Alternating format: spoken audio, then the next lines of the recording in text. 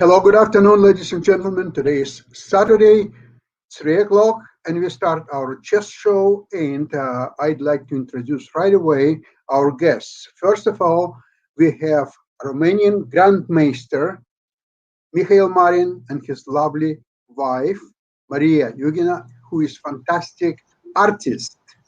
Also, we have Ken Regan, who is a professor of mathematics and computer arts and international master of chess.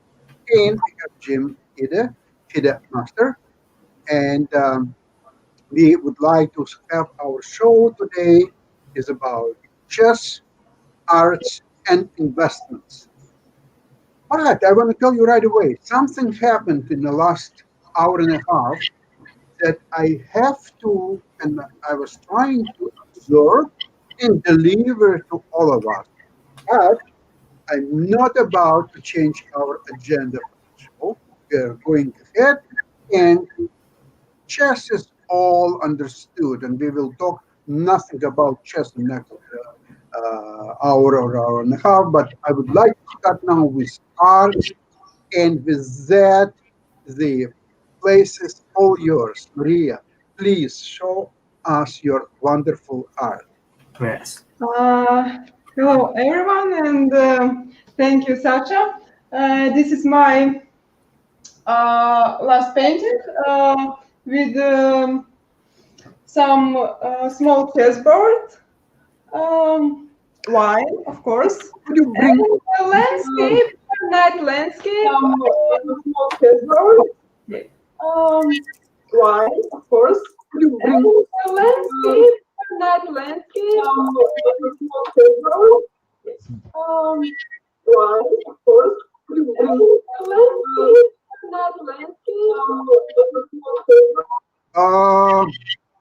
Something went wrong with our microphone? Anybody is running broadcast at the same time?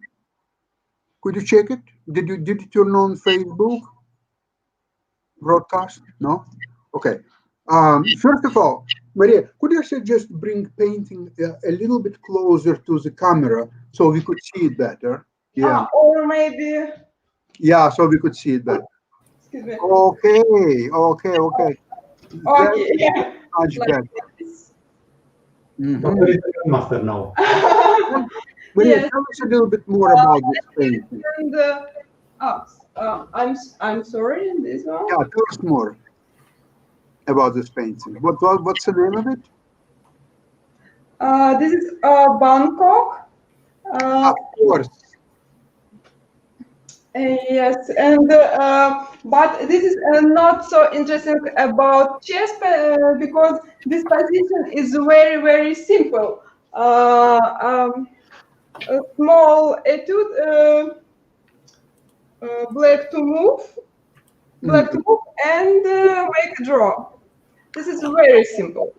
But another painting with a more interesting There was One Night in Bangkok. That's a famous song. Yes. And actually, it's chess related. It's a musical, yeah. Very much. Yes. But this one with the woman with Santorini. Oh, wonderful. So cool. Who is she Oh playing? yes, that gets the white, even the character of the white buildings of Santorini. A little hint of them. Yeah, that's. There is probably don't see the position because it's very small, but this is position with the game Matthew Sandler against. No, it's Matthew Sandler with black against Iliescas. When we met Matthew in Budapest, we were talking about paintings and so on, and Maria asked him which is his favorite game. Yeah. And he indicated the game with Iliescas, where he, with black, he almost trapped the white queen right after the opening, and the game lasted 12 or 13 moves, something like that. But it was very surprising that the queen could not get back, only at a very high price. Yes. So, That's really fantastic. Any new paintings in your plan to do in next few weeks? I have the small plan with painting Kasparov with Vincent Kramer. The German for Italian. for the German guy, and I start make painting with the sea, just sea, and maybe I make the position with the gold, because I see kind of blue or green, and make the chess piece with the gold oil. Mm-hmm. To plan. Very, very interesting. Well, it's so easy to discuss now association between chess and arts, thanks to you. Because if it wouldn't be for you, you would have to make some comparisons and some thinking about some history from 500 years ago, or some, for example, there's a famous painting when Ivan the Terrible playing chess with one of his principles, and of course we know that there is a great painting showing how Lenin is playing chess with Yes, I know this. and a few other paintings. But you know what? I love your paintings much more than those Ivan the Terrible and Lenin and other characters. Well, we know who is going to win those games. Some beautiful woman. Sorry. Yeah. But you know about Lenin's relation with chess. Of course, it was good for him to show that he's interested in chess. And I have a book. I didn't read it, but they told me a bit the story when he was preparing the big revolution. He traveled to several countries, and he also came to Capri, the Italian islands, and participated in a chess tournament there. But he lost 2 or 3 games in a row to some, I believe it was a Russian guy. Some real player beat him, and then he retired from the tournament very angry, and he continued his political. I have to read the book. The book is titled "Skako alo Tsar." That means check to the Tsar. Yes, because he was preparing to checkmate the Tsar. Good idea. actually, I like all books about chess written by Gena Sasonka. Yes, he had a very nice. Translated into English, but I read all his books anyway, and I forgot about whom he was writing at the time.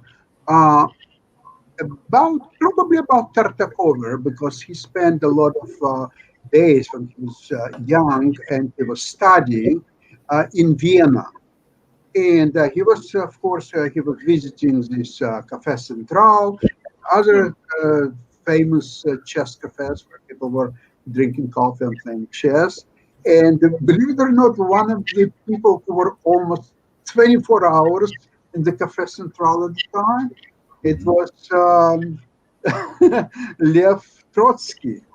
He was a great lover of chess, and he was a pretty good player, much better than Lenin, by the way. And that was one of the reasons why Stalin had to punish him by first getting him out of country and then killing him eventually, because I think he felt very strong competition from him. But Trotsky was the friend with painting star Frida Kahlo. Yeah. Trotsky was, as you know, painting star. What's that? I'm sorry, it may have been me. Oh, could you please get it? Just make it quiet. Yeah, I'm sorry. That was me. That was the old link from the previous show came active accidentally. So I'm sorry about that. Yeah. Thank you, Ken. I did the first one. Yes. Tell me, any of you are getting New in Chess magazine from Holland? I received it, but my problem with them is that they are the only magazine where I'm you're contributing to that. Yes. I'm the only magazine where I'm a contributor. where they asked me to pay for the subscription, and at some point I said, no, it's enough. I mean, come on. Yeah. Come on. Oh my God. Come on. However, It should be complimentary to the contributors. mhm. That's a rule of publishing. Well, but thanks to people like yourself, they are getting a good subscription base, and I happen to be one with subscription. No, I also stopped working for them because lately, I'm also not used to the fact that I write an article, which I put my time and pleasure and everything, and they don't publish it because now you cannot learn anything from this article, and it was about Mihail Tal, Mhm. I mean, just if you publish an annotated game of Mihail Tal, you can learn something. You understand? Absolutely. So somehow I decided that okay, what is this? I mean, I have all the time. I have some magazine to write for. I have books to write. So I mean, okay, why to invest time and also money into collaborating with a magazine? Okay, it's a good magazine. I agree. It's a great magazine. It's one of the best. But the Usher magazine that I wouldn't compare it to this one, but I love and I read it. It's a 64 in Russian. It's very deep magazine. They're first of all they're analyzing something. The one game can take 12 pages. Very deep analysis and so on. Not that I enjoy this part, but they have some interesting stories, some background stories, some materials that you will not find anywhere. So it's quite interesting. But of course, if I would choose one of those two, I would choose New Chess. Believe it or not, I would definitely would. Now, one of the things that I wanted to cover, this is show you once again, America Chess Magazine. You know what? Just going to say, I subscribed to this magazine, Right. and What last does it October's issue had a wonderful article on Maria and Mikhail. Featuring some of her- I remember. That's good.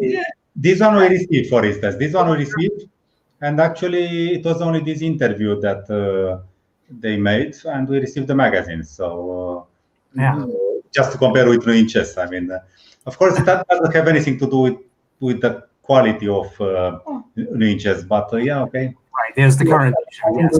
This one too, yes. It just arrived, I believe, yes. You know, I went through a couple of copies of American Chess Magazine. I found that this is on the same level as New Chess, but tilted toward the U.S. Yes. Yeah. So on. So They claim that in the title. absolutely. Yes, it's actually an American chess magazine. New Chess, it tends to be international. International, yeah. But So this is the best magazine that's coming out of the U.S. now, in my opinion. And I hope, Professor Regan, you agree with me. I bought all the back issues. Yes. yeah, so it's a high quality magazine. I can't now remember why I'm not subscribing to that. You know why? Because I got first copy of that magazine and I enjoyed it tremendously. And, you know, of course since I didn't subscribe right then, I didn't get second copy, second number, and the third, and then I just forgot about it. Yes, of course. Yeah, And that's why now, since you reminded, I will definitely subscribe to it. Yeah. Yes. I like Well, it. it has a fantastic training column by Jacob Agard. Oh, he's fantastic. I read his books. Yeah, that's. Yeah, when I started to develop this model of predicting moves, and of course, the first source what I got was, of course, this book. Of course, yes. Yeah, first. Now, the second, Agard, yes, I read his books about choice of moves. It's not as fundamental book as this one, but much easier to read and give you some basics. But I think he's a fantastic writer. He's done a really good job. Now, speaking about new chess and what I wanted to tell you, okay, I have to figure out how to share my screen. Okay, this one, and this one. Okay, I hope you can no. What? You seem to be frozen. Yeah, we have technical yeah. issues. Let's see. Yeah, let's see. Yeah. Okay, so we'll keep it up. And what can you guess he's going to say about new in chess? Professor Regan, I'll ask you first. What do you think he was going to say? I am not sure. I don't. It with the business because I thought he was moving on to a different topic. Yes. About art. Yeah. Well, he was talking about the latest new in chess, and he wanted to bring up something about that. And I was just speculating what it was going to be, but I stopped subscribing to that because I'm not an over-the-board player anymore. And so I don't need to keep current with opening theory and all of that sort of stuff. And so, you know, I do love the magazine. Sasha, you're back. What's happened is I was trying to... we were trying to guess what you were going to say. You were going to share your screen, and then I wanted to do it, to share my screen, but not only that, I wanted to do it as fast as possible. And I started bang, bang, bang, bang, bang, bang.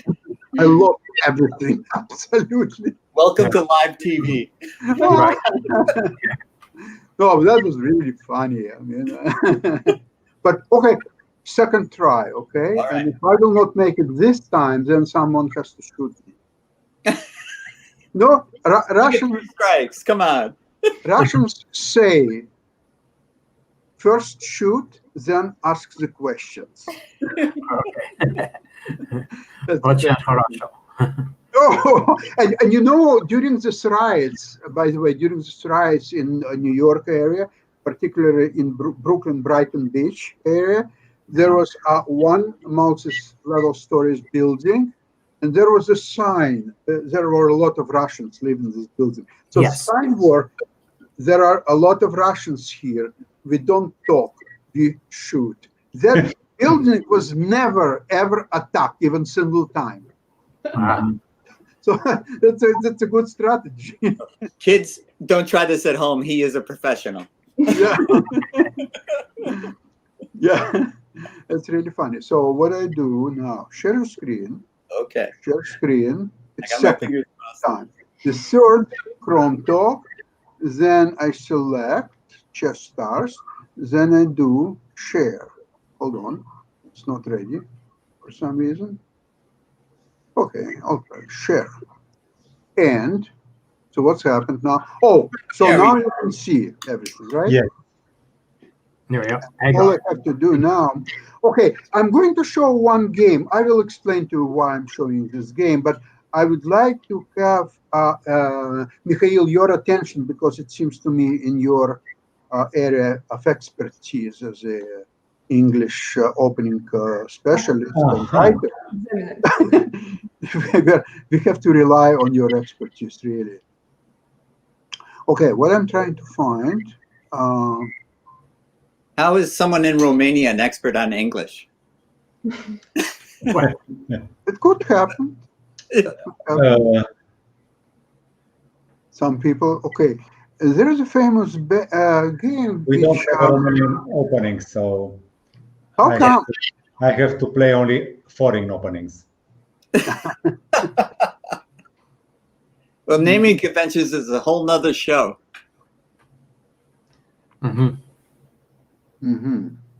Okay, so now we're going to find a game. Where do you get your inspirations for your paintings? How do you come up with your new ideas? I don't know, because if I see the I don't know. Now my dream is walk away because Corona and we stay home, and I think only about the sea, about the ocean, and my painting with a blue color, because there is weather is hot, it's completely hot, and I would like see it the blue color skull. The skull is okay. This is just my dream. Yeah. Well, Do you try to paint the emotion of apartness, which you can do also for over-the-board chess, but emotion of apartness, of being apart, of being separated in the lockdown time, of being alone. To for great question. No, the current No, I don't think about this. No, just I miss the travel. I miss the travel because I love travel. I love see it new place and the new city. I miss the travel. Just this stuff.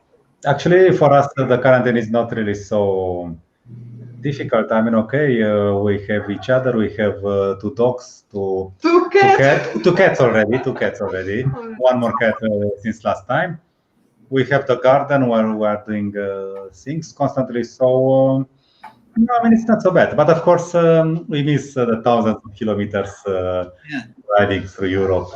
Mihail, you missed to mention that you have 3 cars. 3 what? You have 3 cars. Yes. Okay. No, one of them is Maria's. Yeah. Yes. Now you need better have one. But actually, we travel the longest with the oldest of them. BMWs 5 Series. We traveled close to 14,000 kilometers. That was right before the quarantine. We left in December and returned in February. So that was 1.5 months. Yes. Okay, that's great. Mihail, I would like you to pay attention to the following game, which was played between Paul Bento and Mihail Botvinnik. It was in Monaco in 1968. Remember that Botvinnik was almost about to retire from chess. He retired 2 years later. But practically, he was still very strong player yet. And no, he was still able to beat Larsen, for instance. Oh yeah. So he was very strong yet. So just let's go through the game. And there is one thing you will see. So far, it's a typical system. And Botvinnik was playing. Although you know what, Bento is now playing the way how Botvinnik played with white. Don't you think so? In my book, I did recommend this setup, which is very solid and also promising for white. This, however, essentially, black is playing close Sicilian with the reversed colors, right? Yes. And look at earlier F5. That's interesting. Yeah. I would usually think Botvinnik would be white in this position. Yes. It looks to me really much what he used to play. Now, I'm gonna stop. Not here. I think after this move. Okay. Right after this move. How does it look to you, Mihail? No, I believe that F4 is not exactly what white should be doing. And also rook A, E1. Because, okay, if we look at the position, if we go 1 or 2 moves back, if we look at the position, okay, black is okay, fully developed, but his knight on E7 is somehow suffering. And F4, I don't know, by creating this tension. Okay, black has two main ideas. One of them is to play F4. Yes. Even if this means a pawn sacrifice, and the other one would to play something like rook A, E8, knight D8, and then C6. Yes. That's what white is doing in similar position with a close. Yes. So I believe that white should not pay too much attention to the king side. I would play rook C1 and then before B5. Yeah. Because after knight D8, C6, okay, you can take a knight B4. There is pressure on C6, for instance. Or so I think that rook a1 and f4, well, okay, it's not really wrong, but for instance, after f takes e4, d takes e4, there is the move bishop h3 sometimes, and this weakens white center. So the critical stage of this game, the point here is right after this move, I would like to quickly read what Botvinnik himself wrote about this particular position. Okay. He has a multi-level plan. 1, exchange on e4, forcing white to recapture with a pawn, right? Yes. Number 2, exchange the light squared bishops by playing bishop h3 Right. to weaken the white e-pawn and the white king at the same time. 3, exchange the other pawn with e5 takes f4, forcing white to recapture with the g pawn to keep control over the e5 square and allowing black to put pressure on the e-pawn along this e5. Once all that done, number 4, force white to defend his e-pawn with knight g3. And finally, when all that is done, is to attack the knight with h7, h5, h4, whereupon the weakness of the e-pawn and the insufficient protection of the white king will decide the matters. Now, this is very fundamental plan. And now let's see a few more moves, how determined Botvinnik is to follow up on his plan. He takes, as he said, he played here, he played there. That's exactly everything so predictable. And he changes here, and he plays rook e8,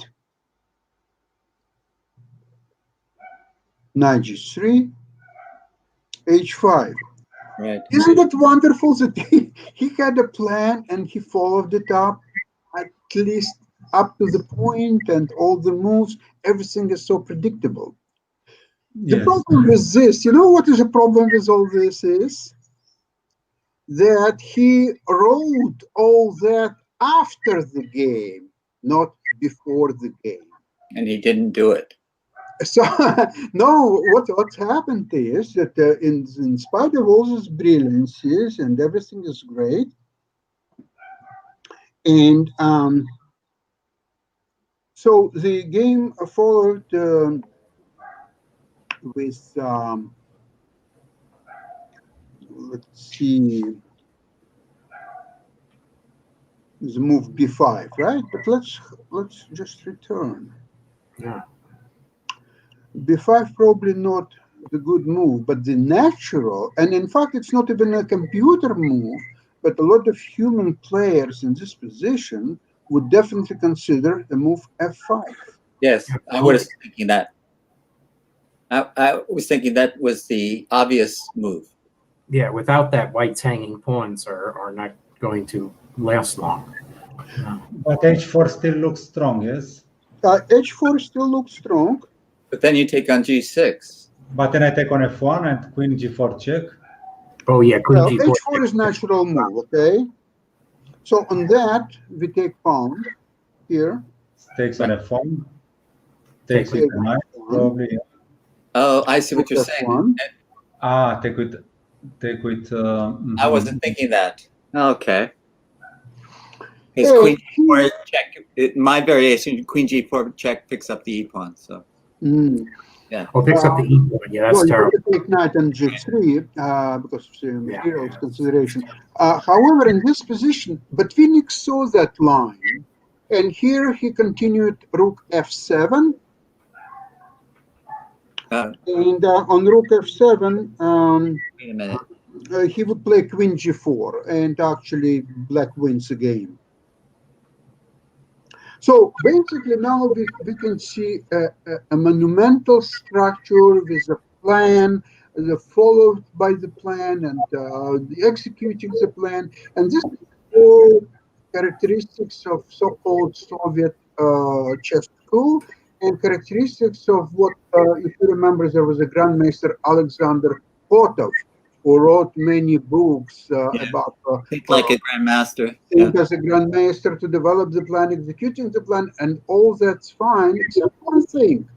What Botvinnik missed, one very interesting move, instead of playing here rook f7, there's a move queen e2. Well, I was going to play knight takes c7. Interesting. Okay. Queen. Yeah, but queen e2, there is a direct threat of queen h5. Right. And it's very unclear now what to do with white black pieces. Knight Can you takes imagine c7 was the same idea, only the queen would check on d5 afterwards. For example, if, okay, you can try rook f8, but then Right. queen c4. Ah, And if queen to h8, you take. H1, what an artful move, or that. I see. That's right. Take. Oh yeah, knight f. Now you have a good choice. You can play e5 and then queen h4, or you can play back queen e2 with the same threat of queen h5. So all this wonderful plan of Botvinnik, which he described and he followed, finally he won the game. However, because of one move, queen e2, all that is being demolished, destroyed. Did the computer find it, or? No, it was found, actually, Botvinnik himself mentioned about this line, queen e2, but he didn't follow up, sorry, not queen e2, he followed that line of f5. Remember that move? yes. Yeah. Yes. Right here. Okay. But Which is Botvinnik mentions that fine line, but then he dismissed it because of you go here, take, and then he didn't see this move, Botvinnik. He saw only rook f7. And then on rook f7, queen g4. Yeah. Okay. So he missed that queen e2, which all of a sudden, just one little move with the queen from d2 to e2 completely changes everything what was Botvinnik elaborated on the last several moves, and he wrote several pages about this position and so on. All of a sudden, it's completely different outlook. Basically, the idea and the reason why I showed you all that is now with coronavirus and the present situation, everything is being re-evaluated. Everything is now almost like you have to start anew. Forget about what was everything was before. Almost everything doesn't work anymore. It's a new world order coming in. And all these insinuations about the plan and how you develop and what you do, it's becoming probably a thing of the past, or maybe it is still applicable to the old games of maybe 19th century chess and probably 20th century chess almost until the end.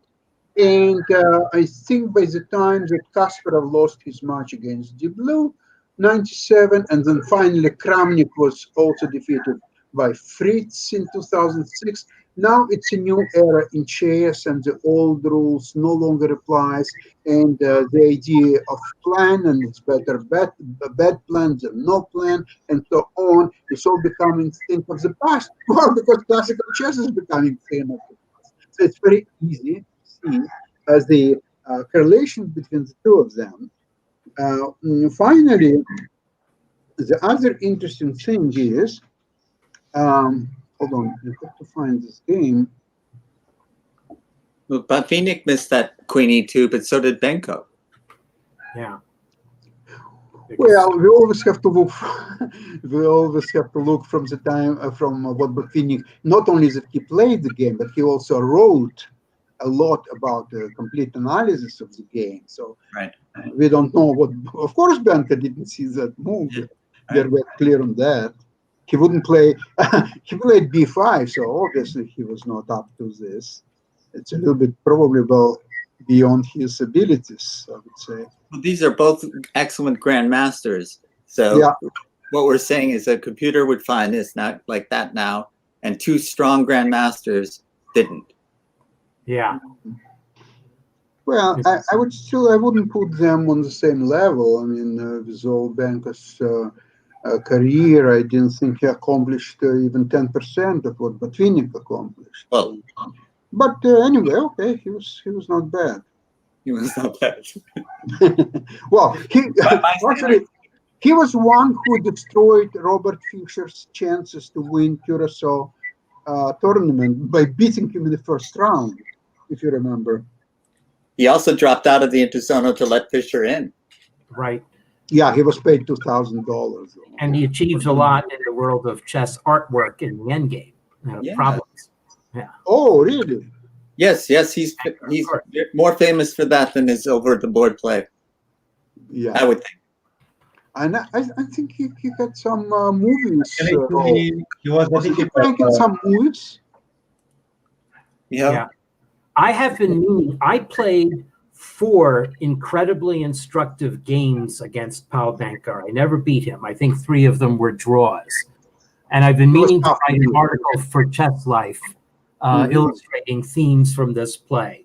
One of them, the key point which I executed in a game was his rook on b8 was attacking my pawn on b2. And a natural player might think, oh, play b3 to stop the threat, but it makes a weakness. Instead, I very patiently played my rook to b1 behind the pawn. And even though that was passive, he could not do anything more.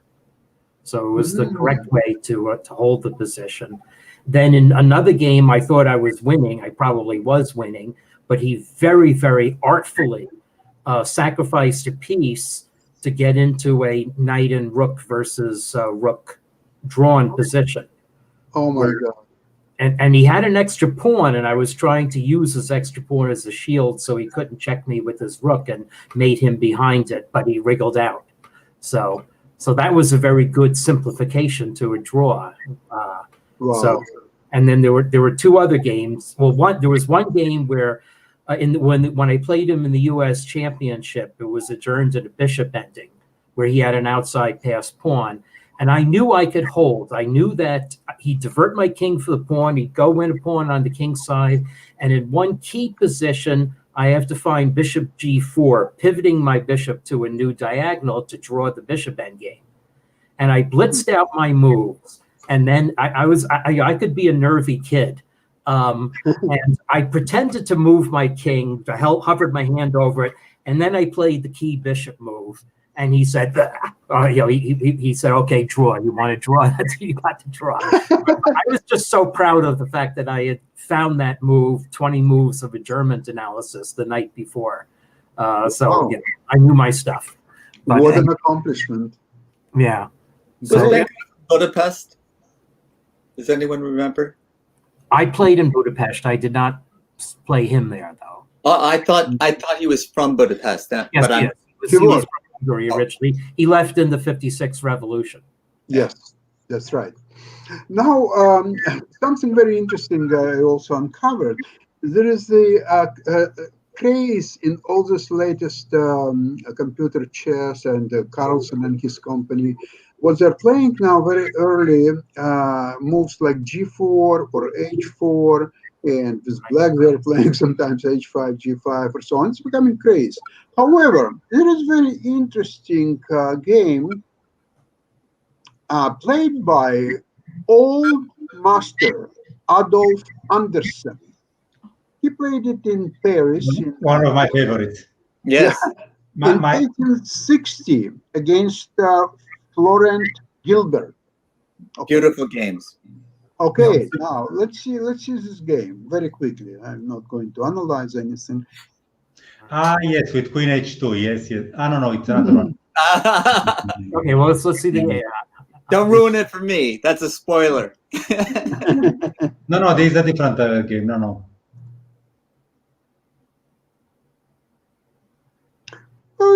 It's quite a game. It could be played anywhere, anytime. I mean, it's a normal chess game so far. Black doesn't right? control e4. That's a problem. Now, however, they're still in the opening. just entering middle game. He's giving And look. look at the move what Anderson plays, H4, our favorite computer move, H4. That's a natural move, I would think. Yeah, because he wants to build up the attack. Yeah. Yeah. And now, a very interesting moment in this game. Yes. So, what would that's you very expect? daring. Somebody like Anderson, what he would play here? Probably knight takes G5.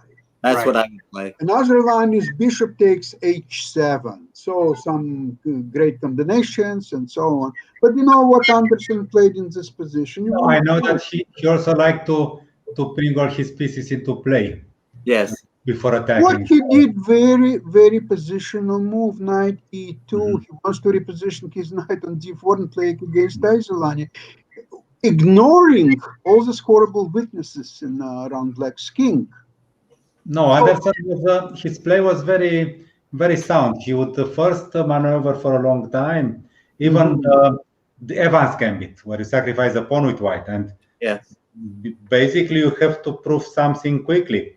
But no. Anderson played D5, knight E2, H3, G4, knight G3, king H1, rook G1, and then at some point he would start the attack. And Right. So, that so this is very interesting approach. First of all, Anderson, as a lot of people believe that he was a great combinational chess player, but nothing else. First of all, he understood position probably better than a lot of people at his time or even later. Number two, look at what he's doing further. He's playing a pure positional chess. There are no combinations. There is a very solid positional approach.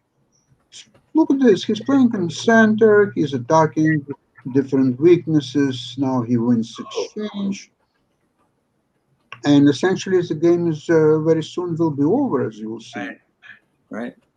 So far, very natural moves, very easy chess. It's almost like he's just enjoying himself. Oh, it's okay, so he sacrificed a little bit here and there, but doesn't matter. That was his game anyway. Okay, so that's basically the end of the game. Yeah. Well, you know, the knight C to E2 would be a very difficult move for me to find. So Yeah. that's the Yeah, impressive. you would look at sacrifices, right? I would. And I would end up losing and kicking myself. And No, I'm not suggesting this. Okay, hold on. I moved earlier, probably. Okay, I don't think that knight g5 is such a bad move. It's just that it's forcing the matter. There is no real checkmate with the Right. black's best defenses. that. So black would probably, especially if black would be something like a stockfish, it would probably find the best defensive moves, Right. equalize, and probably outplayed you, right? But the Right. way Anderson played the game, he played like a stockfish. He didn't play like Alpha Zero or like Adolf Anderson, if you believe he can know who he is. No, he just played more or less like a Karpov would play, maybe. very slow positional approach, and he won easily at the end. So there is a great re-evaluation going on between what is the plan in a chess game and how substantial is a chess plan. Let's see if you create a great chess plan and your opponent, playing completely different move, which is not in any way part of your whatever plan you have, and you have to come up with the next one. This was a great sort of contradiction between Botvinnik and young Karpov, where Botvinnik was accusing him of not studying chess enough, and he didn't really investigate chess as much as he should have, and therefore he accused him that basically Karpov is just playing move by move by move. So in this position, this is the best move. He's going to play this move. His partner, his opponent would reply, and then Kasparov would do something completely different. And so there's no clear plan. And actually, Karpov himself, he basically had to confine that he has no style. Can you believe it? One of the greatest players of all time would say that I have no style. What does he mean by that? What do you think? Mikhail, do you think? No. First of all, that Karpov was not studying. Okay, he agreed himself that he was quite lazy. But at least he had the support of many chess players. Okay, because chess was high politics in the Soviet Union. So okay, he had his opening all right. But I don't think you can say that Karpov had no style. Well, there are people It's like not me, it's Karpov says. I would never dare say this. Yeah, but okay, no one has a mirror big enough to see himself. Yeah, that's right. Yeah. From outside. So you would need a circular mirror and a lot of eyes around your to see yourself how you are. Well, we have, for instance, Korchnoi, who is the philosopher and the scientist. And probably in this field, he achieved more than any other player who ever lived and played. He had the record for games played in chess base. Sorry? Korchnoi had the record for games played in chess base, over 5,000. Yes. Okay. Even when he was old, he was coming with some new things. For instance, he beat Gelfand like this, playing Slav basically for the first time in his life with black. He beat Caruana by just pushing his kingside pawns just like this. Okay, I mean, his style is universal. He would be strong in Anderson's times. He was strong in our times. I mean, okay, he was 80. He could not play every game like that, but there is no question that he was. I would say that the player who reached the deepest understanding. Okay, maybe he's one of them. Subjectively, I think that he's the guy who achieved the deepest understanding and widest understanding of chess. But okay, who is that? Who's it? But of course, proving it over the board, okay, depends. You have to play 3 matches with Karpov, who is 20 years younger than you. And yes, I think that Botvinnik was right. Karpov, you can describe him as the player. I mean, Korchnoi was the philosopher. Tal was the artist. Well, Spassky said of Korchnoi that Korchnoi has no chess talent, but he was a consummate. No, this was also a problem. Yeah, this was also a problem for Korchnoi because he had to create himself each move. He needed some time to create it. But Karpov was very talented, and he had a natural playing time. For instance, Spassky, I would call him the man, the Templar. These guys who were fighting on horses. Jousting. Yeah. I mean, he was really the kind of guy who would go there, no matter how the position is. He would be calm, he would sacrifice whatever. And no, Karpov, he had a more harmonious style. He was concerned about the harmony of his position, and he had some long plans. But he was the player. He didn't really, the genuine player. He said, okay, I think that I want to play this. I will play this, and the opponent will not be able to put up defense. He was not really so curious about the best move like Korchnoi, or the most principled and artistical move like Tal. No, I want to play this. I play this. I feel it's right. And even if in his comments you see that he's not searching for the truth. There are many mistakes. Actually, Fischer used to make fun about Karpov's commentaries. I mean, he just wrote what he saw, and sometimes he's hiding something below the carpet when there is some simple refutation of his thoughts. But in principle, this was his strength, that he had ideas and he went along them, and not always correct, not always the best, but they were good enough. I mean, okay, he could also sustain them. He calculated very well also, and he actually his style. The perfect Karpov game would be a game when he outplays his opponent somehow. He has the better coordination and development and everything, pawn structure, and then some complications start. He makes a combination or some exchanges of blows to take place, and his pieces are better placed, and then he wins. He beat even players of the newer generation, like for instance Topalov. It's a very beautiful game where he sacrificed 2 exchanges. But everything was possible because earlier he knew how to put his places, so his pieces. So I think he has a style. I mean, this accumulation of positional things, and then if possible, if no tact is possible, then okay, go to the end game and continue squeezing the guy there. But for him, it was somehow easy to play. I mean, he felt chess and he saw an idea. Okay, let's try it. And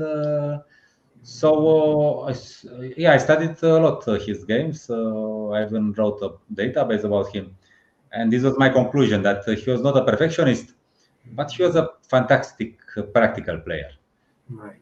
I was fascinated studying his games. I was fascinated because it just would be logical moves, and eventually he would build up some sort of pressure, or he would accumulate a certain small advantages, and then all of a sudden his opponent wouldn't have a good move to play.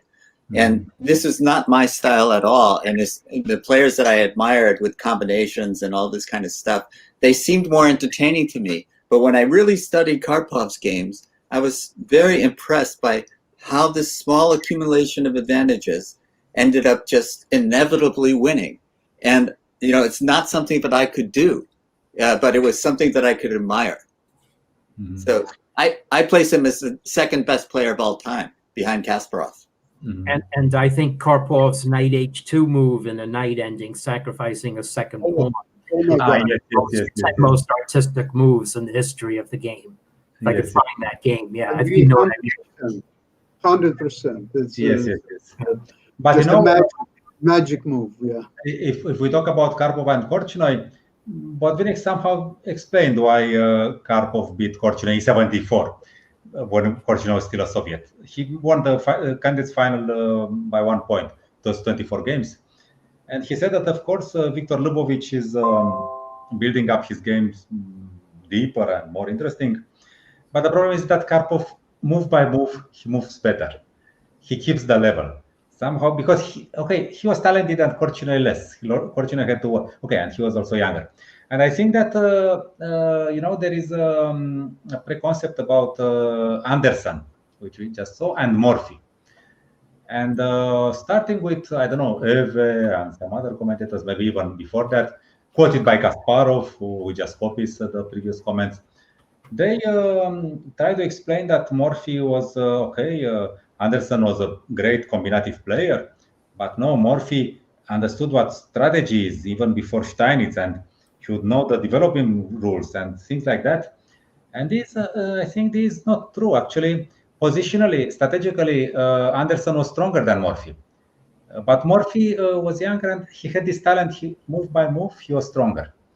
Because in their match, which was won by Morphy with a crushing advantage, at some point, I believe that Anderson won the first game, I believe. He won the first game in the style described by all these guys, including Kasparov, that it would be the Morphy style.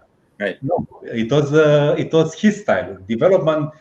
If he attacks a piece, you counter-attack. You don't retreat with a piece. You go for development and everything. Okay. And then at some point he understood that he was going to lose the match against a player who, in certain aspects he was simpler than him. He was less. And then he started opening the game with A3. And he got he played this 3 times. He got big advantage each time, but the score was level. It was 1.5 to 1.5 out of these 3 games because he lost 1 game with big advantage. He completely crushed. I mean, Morphy A3. They got to some sort of Sicilian, and Morphy made all the concessions, all the thinkable concessions. He just got. He didn't know what to do when there was not a direct attack, no piece contact and so on. That's so fascinating. Yeah, and Morphy won a game where he was completely crushed, but now the piece contact started, and he was better somehow. He was, and somehow he swindled. So Anderson won one of those games. Another one was draw. I believe the draw was maybe correct. Maybe that was a fair game. But Anderson should have won at least 2 of these 3 games. So that speaks about no, Morphy was a fantastic player, but you don't have to preach that he brought this new that positional understanding. No. Just look at how Anderson is treating the attacking phase. First, bring all your pieces, pawns and pieces. You don't care about the rest. You just put all the pieces in to the right place, and then something will happen. You just start throwing them into the attack. So, yeah. Well, you tell me if this is an improper question, but what happened in the last game when Karpov and Korchnoi were playing for the World Championship, and they had a level match, and Korchnoi lost the last game with unrecognizable play? Well, I know that. Okay, I heard this from different sources. No, it was clear that Karpov always had problems in very long matches, and in Baguio this was a 32 game match. Korchnoi was by 20 years older, but he was stronger somehow from this point of view. And that match was a real fight. In principle, in the first phase of the game, the first 7 games, Korchnoi was clearly dominating. I mean, he missed a simple win it was made but he was in time trouble. He also spoiled a promising attack in the 5th game, maybe. No, maybe 3rd game already. Okay, with Black he had no problems. He was just equalizing like this, then things happened to become more complicated. Karpov won a game, Korchnoi won a game, and then they had the 13th and 14th game a jaunt. In one of them, Korchnoi was an exchange up, but he was basically lost. In the other one, he was an exchange down, but he was going for a win. He had better chances, and he lost both games. And that started to be tricky. And for Korchnoi, Karpov had a very stable repertoire, only main lines. Korchnoi was more creative, but it's a long match, and you start at some point you cannot come with new things. Mihail, don't forget what team Karpov had with him in Baguio. Also, all the leading Soviet grandmasters were there to help him. Yes, and you cannot improvise endlessly. So this is why, he was also unlucky in some games.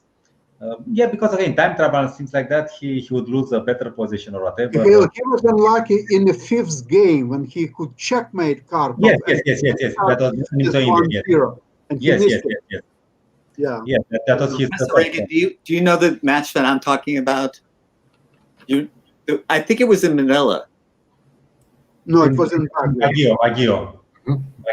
Baguio 78. 78 match, where he played the Pierce defense as Black. Yes, exactly. Yes. No, and then he managed to level the score just out of 4 games. He managed to level from 5-2 to 5-5. And the last game, Petra told me, his second wife, who was with him there already, told him that in the last game it was Keane, Raymond Keane, who was one of his seconds, who suggested that opening, and it was not such a good idea. But Korchnoi was writing himself that Keane already lost interest to the match. He started writing a book about the match instead of helping Korchnoi to prepare. There was another problem that remember that Karpov took day off. They went to Manila to watch a basketball game or so on. And when they came back and the game started, there was a gentleman's agreement that this psychologist would not stay in the first 4 rows.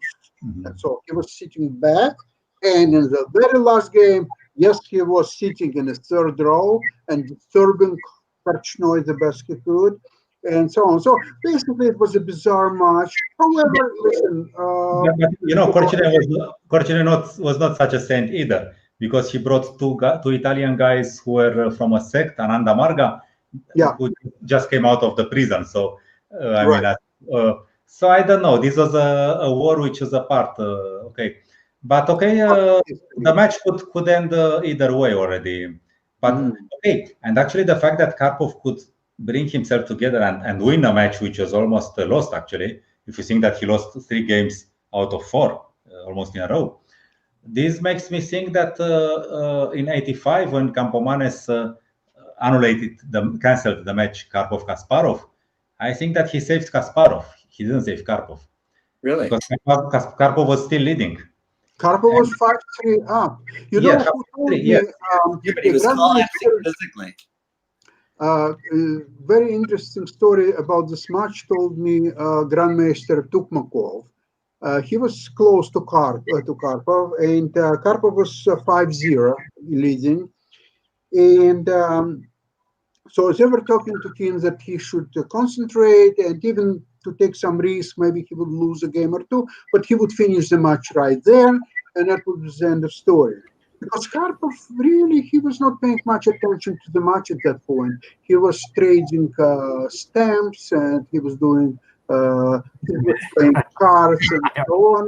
And when they talked to him, he says, "Why should I do anything? I mean, he will lose himself. I just have to be there. All I need is to show up. And once I'll show up, Kasparov will find a way how to lose this game." And he didn't want to do anything about it. And so Kasparov found that with each new draw, Kasparov gained more and more confidence. There was still one game, I think, 31st game, when Karpov could win the match, actually. And he had to move his pawn, and Kasparov didn't have any defense. But Karpov didn't do that move, and as we know. Speaking about Karpov, since we discussed him so much, I'd like to show you something. Can I share my screen again? Sure, again. Possible, yeah. Okay, excellent. Okay, yeah. You can see now the games that I'm pretty sure you know. Oh, the okay, if you don't, you will see it right away. Okay, here we go. It's a game from his match with Polugaevsky candidates, 74. It's one of the games. He actually, it was a strange match because in all the games with white, when Karpov was white, they played this variation of the Najdorf. And in all the games where Karpov was black, they played some Indian line each time the same. Yes, so it was very easy to predict the openings. Yes, so, yes. Now, this line, I think Geller was one who invented this way of playing for white, if I'm not mistaken. No, Geller had some contribution, yes. Absolutely. Okay. Okay, watch, we're coming to very interesting position here. Yes, when he sacrificed. Okay. This is very risky line because basically he sacrificed for nothing 2 pawns. Okay, now how strong is his attack, do you think? No, Karpov wrote that he simply thought, I mean, okay, he describes himself as a player. He thought it would be interesting and he would have a very good activity for the pawns. And also don't forget that he saw that Polugaevsky was very nervous as well. So that also changed. This no home preparation. He came it's all over the board play, really. This was over the years. Okay, now we're coming to a crucial stage of the game.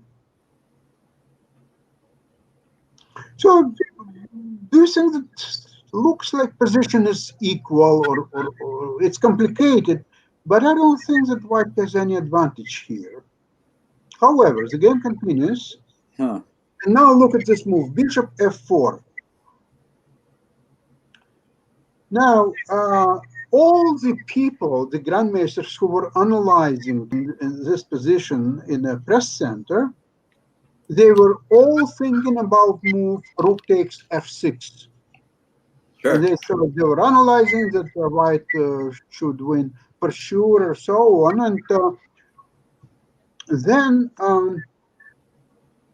when the game was over and Karpov came to press center, so people started asking, how come you didn't sacrifice on f6?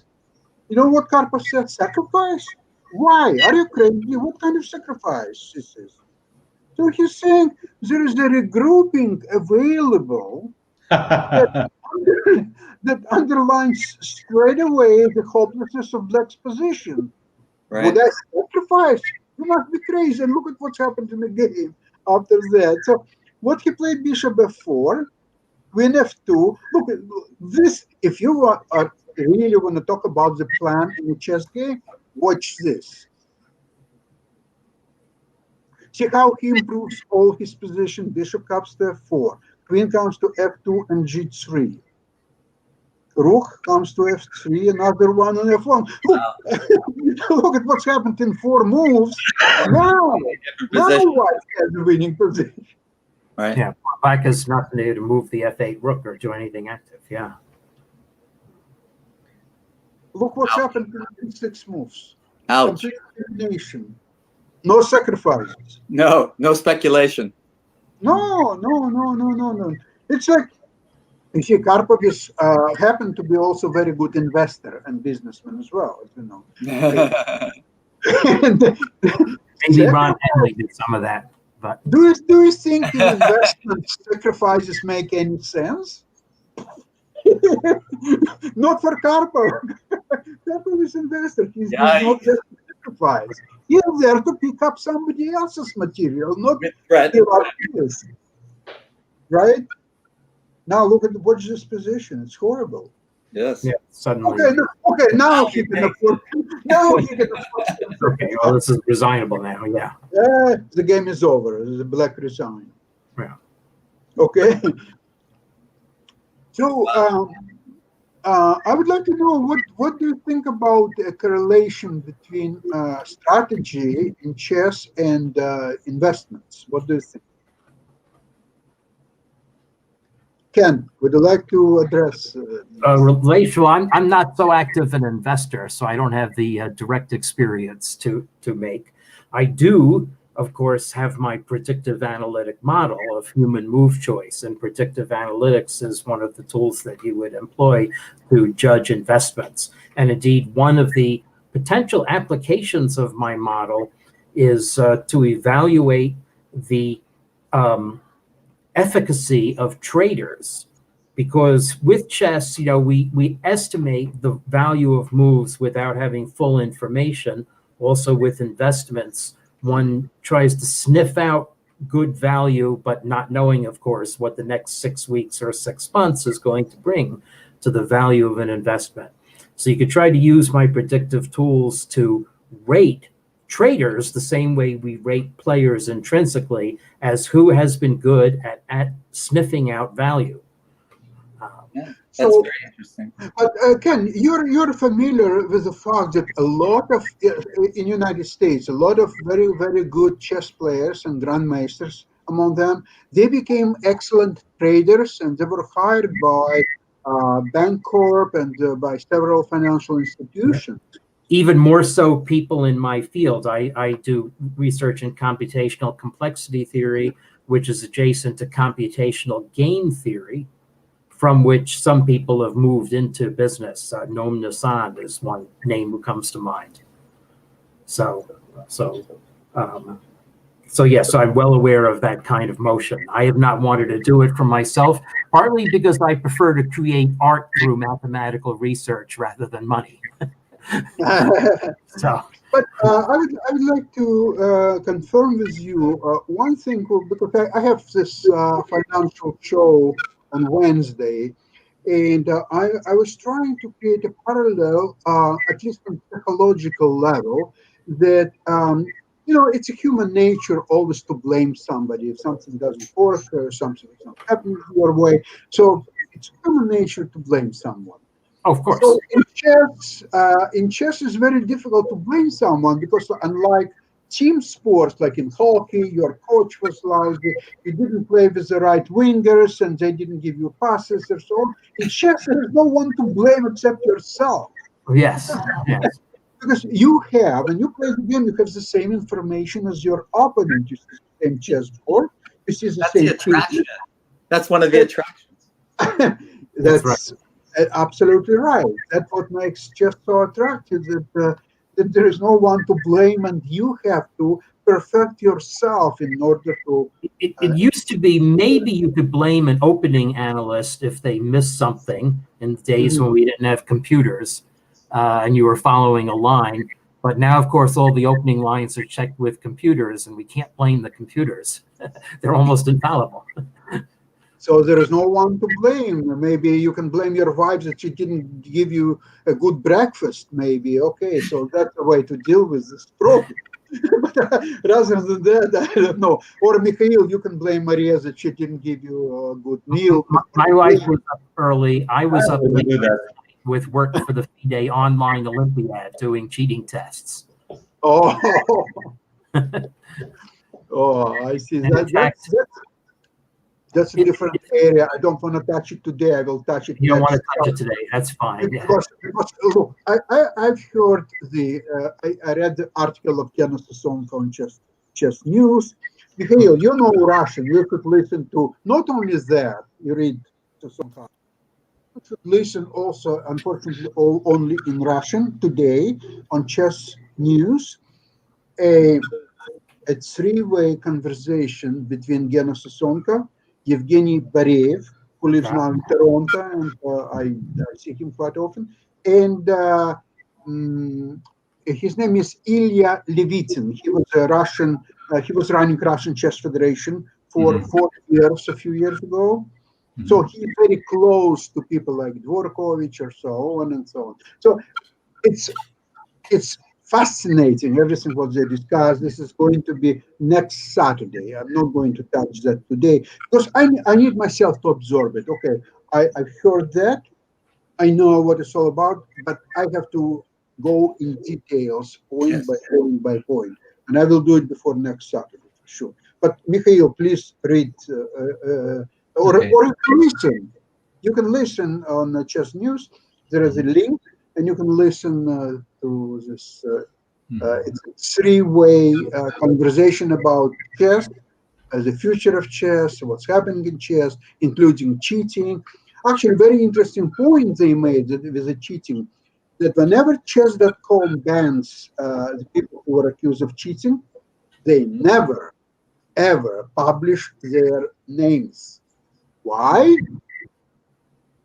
Because they will lose in court and they will have to pay retribution for their suffering, and they have to pay compensation, they have to pay several other damages and so on. So that's why chess.com, believe it or not, is it a surprise for you or not? No, it's not a surprise for me, but it's also very much a dilemma when you are working with a named tournament, then where the participation is public. This has been very much under debate about what to do with the players who have been sanctioned during the tournament. Very unfortunate matter to have to deliberate. Yeah. Okay. I'm not an expert in this field, Ken, and I leave this area entirely to you. And I'd rather go back to art. But you would be called as an expert witness if anybody did sue. I have been, yes.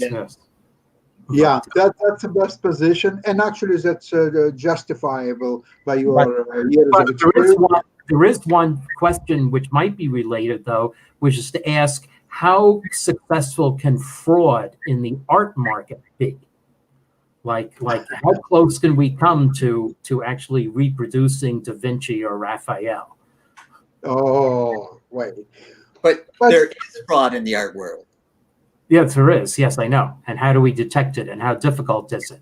Is it getting harder with technology? Yes, I see your point. Yes, it must be. Ken, but you should appreciate another interesting thing. You know that several European governments, I can name a few. First of all, it's the Czech Republic, it's Hungary, and something else, maybe Slovakia, but I'm not so sure. These governments are financed by loans and bonds and everything based on the old stock certificates that they had before Second World War, and which of course appreciated in price, and it's used as collateral. And most of those certificates proved to be faked. But because two reasons. First of all, the original certificates nobody can locate. And second, if it will be proven one way or another that they're fake, then all their financial system will be collapsed. And nobody wants that collapse to happen. So they all agree to be quiet about that. Okay, so here is your loan, here is your collateral. I don't think that Romania is part of that. I'm not sure, but for sure, Czech and Hungary and maybe Slovakia. So anyway, they close their eyes, they keep it the loans. So as long as they're paying back the loans, they're paying the interest and principal, and so it all works. But as soon as we uncovered, I think if you're going to Louvre and there is a Gioconda, and who knows, it's real Gioconda, maybe it's not so real Gioconda, maybe it's not real Gioconda, doesn't matter. Everybody agrees that this is Gioconda. Take a look. You can stay there no longer than 3 minutes, go away, next in line, and that's the end of story. Right. I'd be interested to read about that. Now, Maria has a very distinctive painting style. Like, I can recognize the similarity between the painting behind her and the one that appeared in the magazine. And we've been talking about some chess grandmasters with very distinctive styles. But then there are also universal players, and I wonder how well they can simulate other styles. And similarly, are there painters who can paint like many others? Как можно, если так, Виктор, другие потом говорили, что вот это попадно, что кто-то переделает. Probably if some painter with some level, some normal level, have the photo with this painting. Okay, this is no problem. Make like this. Okay. What about Gioconda? Yes, and I start my first my first copy when I make. It was a woman with Earring. With fairy. Yes, this is for me. This is easy. I just start the painting with 2 years, but after 2 years, when I start the painting, I make this paintings not big deal, really not big deal, and every painter makes can do the same. Yes. Well, Ken, I never thought for a moment that I could paint like Picasso, but I always thought that I could paint like Jackson Pollock. Yeah. Picasso never thought that he could play chess like you. Well, when I took an art course, one of the lectures that impressed me was how Pete Mondrian started out as a very intricate representational painter, very natural, and then changed, seeking greater truth into the red, blue, yellow, primary color boxes and dots paintings that we all feel that we could probably paint like, but don't quite match the tone or genius that he put into that. That's a good point, because Rothko always confused me too. There's a painting, and it's red. Okay. It's kind of fuzzy, yes. It blends in a certain way. Maria, I will tell you now something about. Do you see a correlation between artist painting and his IQ? Oh, okay. I'll tell you. Hold on.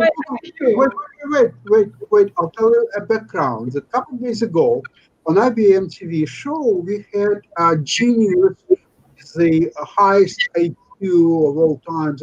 What was it? 180 or something, right? It was Julian was his name, but I remember. What was his IQ? 180 or so, yeah? I don't remember the details. But anyway, he's a member of the highest ever IQ in the United States of America, and he's a member of a special club that it's restricted only for people with incredibly high IQ and so on.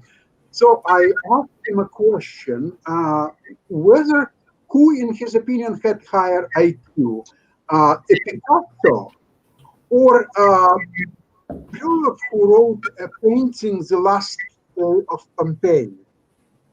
And you know what's happened? He went Probably. he went to his computer to find about the painting Last Day of Pompeii. He never heard about one.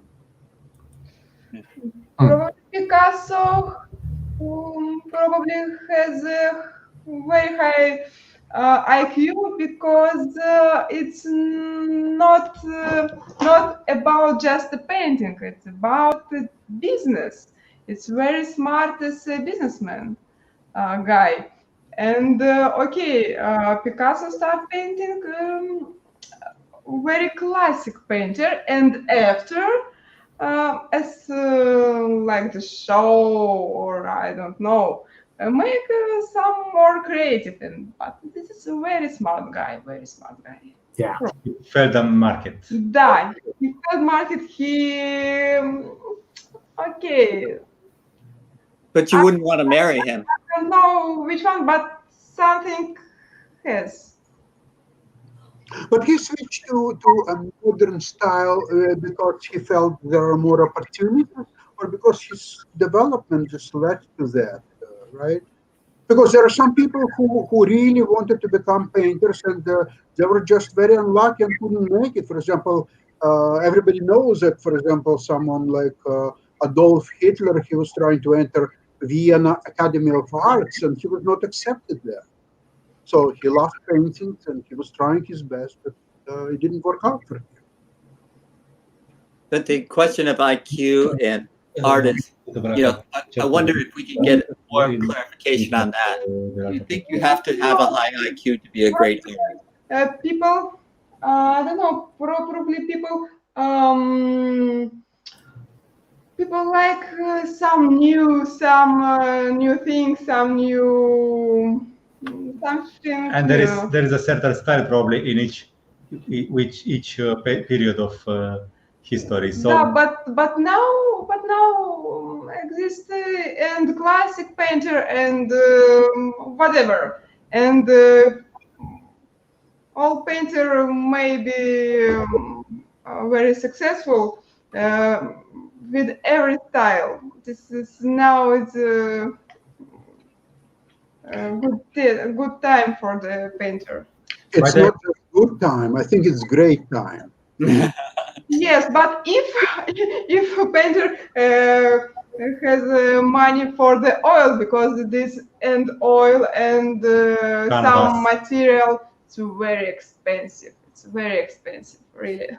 To have an exhibition and everything, You let me know if you'd like to have more money for your papers and instruments. I will always supply you. Don't even think about it.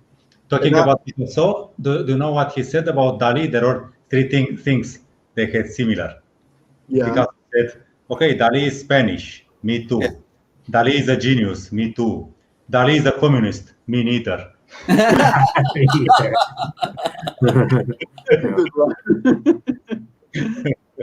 Yeah, speaking about being good businessman, Dali was very good businessman. Yeah, yes. I was thinking of him, yes. Although his name was anagrammed to be Avida Dollars. You can read the letters. That's what was said about his business acumen. Very good observation. But with this whole idea of artistic versus IQ, that's the concept that Sasha is bringing up, and one that I'm still interested in seeing if there's any correlation. And I wouldn't think that there is necessarily, but maybe there is, and I'm not understanding something. Well, I would say that as a mathematician, which certainly correlates with IQ, spatial reasoning is very important.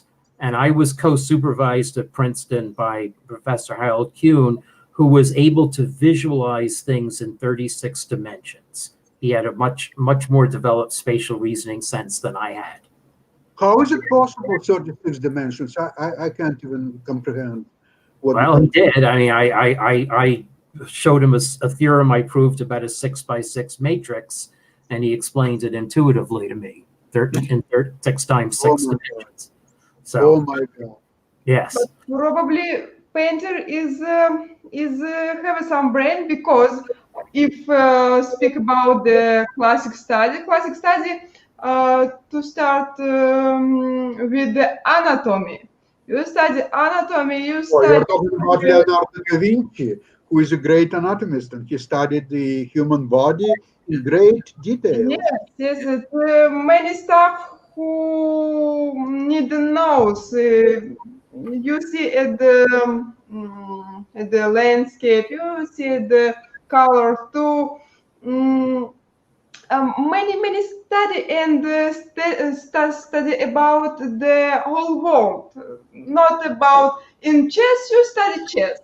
If we talk about the artists, we have anatomy. We have some about the flower, about the animals. If you paint animals, about many things. You have to have a deep understanding of the world. Yes, it's In chess, probably this is not so helpful. No, but the arts is so beautiful, and you can study, and you can visualize, and you can paint at night and in daytime, and on nature or in an apartment. Or just you have so many ways to express yourself. In chess, imagine Karpov is playing Kasparov for 5 months. He sees the same face, same opponent, and it's impossible to beat. It's impossible to play. Oh my God! You can't even compare the two words. Well, I think that's when you become a fan, because when you get that face-to-face competition, there's only so much satisfaction that you can, almost so much artistic expression that you can do. But when you watch other players play, or when you play in a slower pace and you can just enjoy the position. When I play chess now, it's correspondence chess. They may reply in 3 days, and I only want to create a beautiful position. That's my only goal, is to prepare something that is interesting and also beautiful. And make a painting, paint a beautiful position. I wish I could. My hands are just not cooperating. I don't know. the composition about the chess is art. Okay, ask Maria. Maria will paint it for you. yeah. I once co-designed a poster, but the closest I come to art is writing poetry and stories and music. Yes. On my website, I also have a singable translation of the new Russian national anthem. You can find on my creative writing page. Yeah, mine is only stories, and I write stories all the time, and that's my artistic expression, because I've never had my hands be worth anything but for typing. I cannot control the brush. I just cannot make it, what is in here, come out on paper like you can. I can do with the pencil because it has an eraser. That's a good one. Eraser. That's very important to have eraser. Don't leave home without it. But I'm not jealous. Jealous is the wrong word, but I just so admire the ability to see in your head what you can reproduce for others to see. I wish I had that talent. But Yeah. Yes, you need, of course, intelligence. You need background to really appreciate the good arts. I remember I was back 30 years ago or more. We were in Paris. I was with my wife, and I had my friend with his wife there from Toronto. So we went to museums and Louvre and so on. And at dinner, he says, "You're so lucky. You can appreciate arts or so on." I don't understand anything. I don't understand the Impressionists. I don't understand anything. I understand only two paintings. It's The Last Day of Pompeii and Ivan the Terrible kills his son. Nothing else. Interesting. That's interesting. That's worth talking more. But to compare art and chess in a different way, let me say that I fell in love with the Impressionists, and then there were the faux painters that came after them, and they were called when their first exhibition, they were called Wild Dogs, and they thought their art was just crazy. And in chess, we had the classical style. Capablanca was a brilliant example of it. And then someone like Nimzovich came around, and they thought his chess was ugly. Yeah. So there's some sort of a comparison there that I don't have the vocabulary to explain. But I do think that, sometimes when you're new, you're novel, it's thought to be ugly. It's not thought to be beautiful. Yeah. Who would you say is the closest to Capablanca today? There are no Capablancas today. Sorry to say that. There are no Capablancas today. Well, Carlsen. But Capablanca, I believe he was, generally speaking, is not. For instance, Karpov admired him and learned a lot from his games, but I don't think they are similar. It's not easy to compare. Okay, there was this intuitive talent. I mean, the guy to whom God would tell the moves. He would not have to work too hard. He would just feel. And such talents were Petrosyan, Karpov, maybe Spassky. There are not so many who had this talent, but of course different styles. Only this thing that if you wake them up somewhere deep in the night and you ask them about a position, they would never suggest a bad move, even if they are almost sleeping. The first move they would say would be, if not the very best, it would be a good move. So the quality of Capablanca's moves was very high. He made very few errors. Indeed, as measured by my model, he sometimes played over 2,900 strength. Yeah. Really? How would you do that? New York, 1927, 2960. Wow. Yeah. Oh yeah, he was playing fantastic tournament. People were right to think that Alekhine had no chance. Yes. In the World Championship match, they both played over 2,700 strength, and it took quite a few years for that to be matched again. Yes. Tell me then, what was Lasker's rating in the St. Petersburg tournament of 1914? Oh, let me see if I can call that up quickly enough. Because he defeated Capablanca in that famous Ruy-Lopez exchange variation. So Lasker's rating would have been probably also 29, maybe even 3,000, because he played fantastic chess at the time. I ended up being a D4 player, but when I played E4, I tried to play that variation that Lasker played in the Ruy-Lopez every time I had the opportunity. Yeah. For the 4 players at St. Petersburg, I have 2390 as aggregate quality, but I don't know. I don't seem to have singled out Lasker in this paper. What about Lasker's play in, when was it, Moscow 35? Oh, he was very old at that time. No, but he played, his games were really very, very good.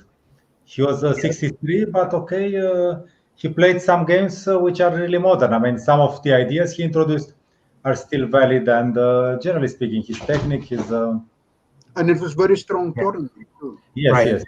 Lasker against Marshall and Yanovsky was 2,800 plus.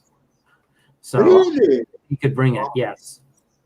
Wow. I've always admired Lasker's play. And to me, remember that game that I showed here when he played rook e5 to c5? Yes. When I think about chess, I always think about this game and this move.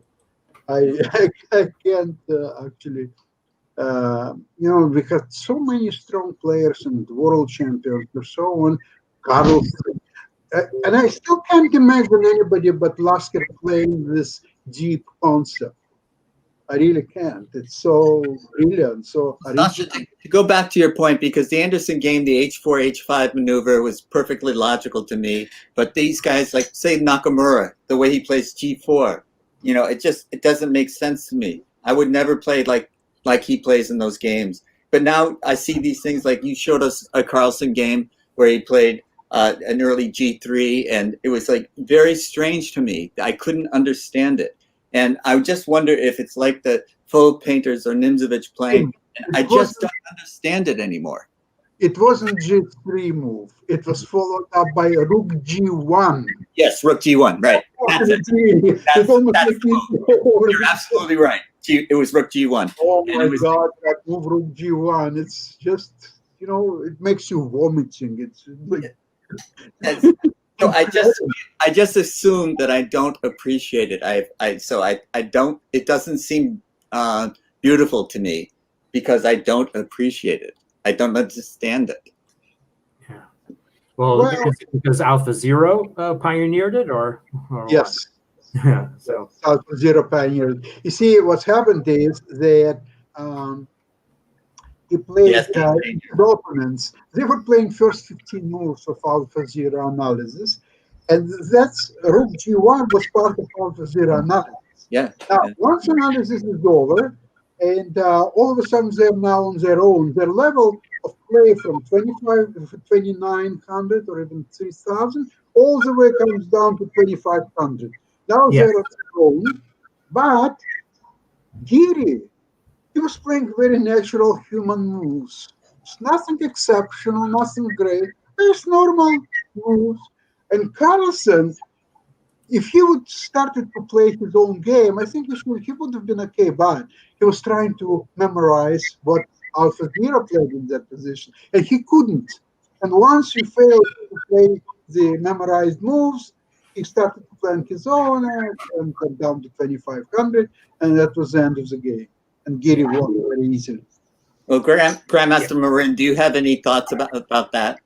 Do you think this whole topic that we're talking about is accurate, or do you think you mean the Carlsen Geary game, or what?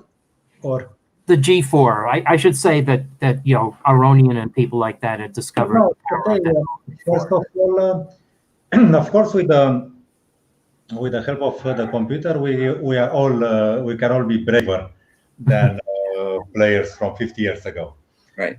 And we can say that, okay, we are so good. Okay, we play G4, we play B4, we have all these things. But I mean, okay, chess player strength is not only.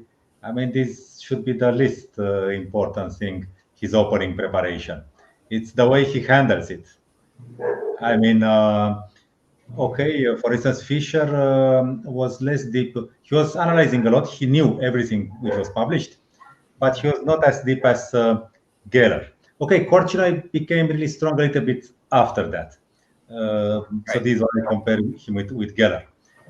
But Fischer could handle his openings very well. I mean, after he got out of the opening, he created a moment of crisis when the opponent should take a decision.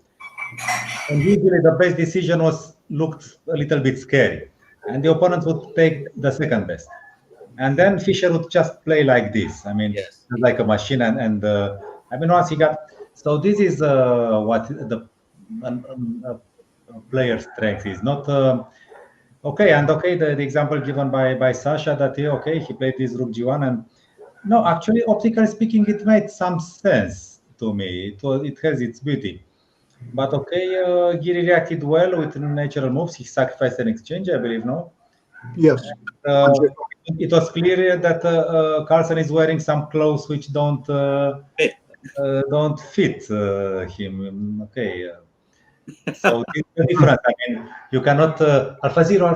What should I play here? You cannot do that during the game. Okay, there are people who do that. But actually, by the way, if I'm allowed, do you know which is the first recorded case of cheating in chess? Is the Dilaram history. The what story? It was the Dilaram history. It's very old times. Chess was played only in India or some.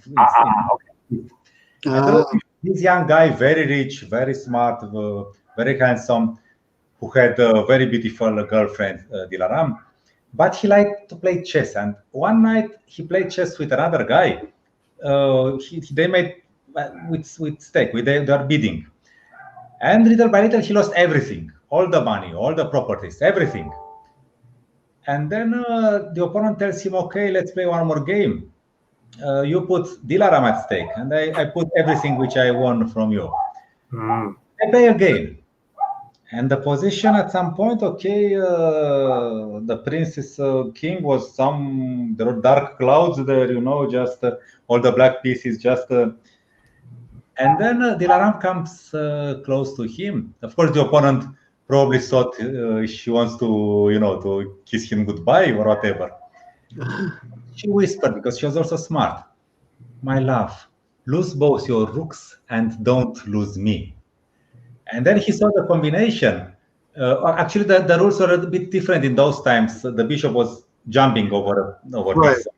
Yeah. But now it's known, this mechanism. You sacrifice both rooks on h8, then the queen comes and mate on h7. So Right. this was cheating. Sorry, this was cheating. Yeah. She did like it, I guess. Yeah. The opponent didn't know two things. One of them was that she was really going to tell him to give him a hint.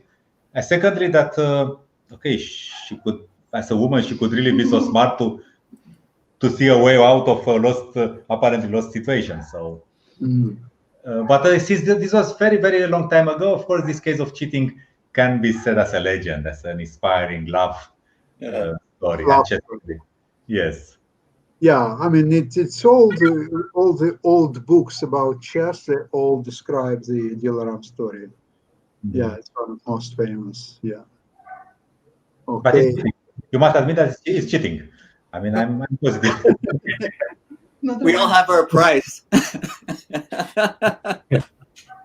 Well, at least here, it's a cheating, technically speaking. But if you think it as a part of human nature, of human history, and so on, it's more a love story rather than cheating. It has elements of cheating, but most of all, it's a love story, right? Okay, to Capablanca, this happened the other way around. He started playing some Nimzo Indian with black, and after 5 or 6 moves, he saw a beautiful woman entering the hall, and he immediately blundered the piece. He played something d6, and then queen a4, pinned the knight, and d5 wins the piece. Then he struggled for 40 moves. Probably the levity was away, but he lost anyway. So not always. That happened to Walter Brown too. But okay, I do. You played famous game against Walter Brown. I did. I played a very nice game. Yeah, it was covered in Chess Life, where I played the 1b6 as black. And then I played classic Nimzovich. He had pawn chain d5, e4, f3, g2. I had e6. I played f5 and then g5, a move we've been talking about, and g4 to undermine the pawn chain. Were you cheating? I was not cheating. In fact, Ribka didn't exist. But I can tell you that over the entire series of Lone Pine tournaments, the highest concordances to Ribka were the young Douglas Root, the mathematician, international master Ed Formanek, just like me, and then I myself in 1977 tied with Gennady Sosanko in another year. Bravo. So all the famous champions who played in those tournaments, the ones who were closest to Ribka were, IMs, people like me, amateurs. But it's just because I played a very forcing style. And so got a lot of positions where there was just one move.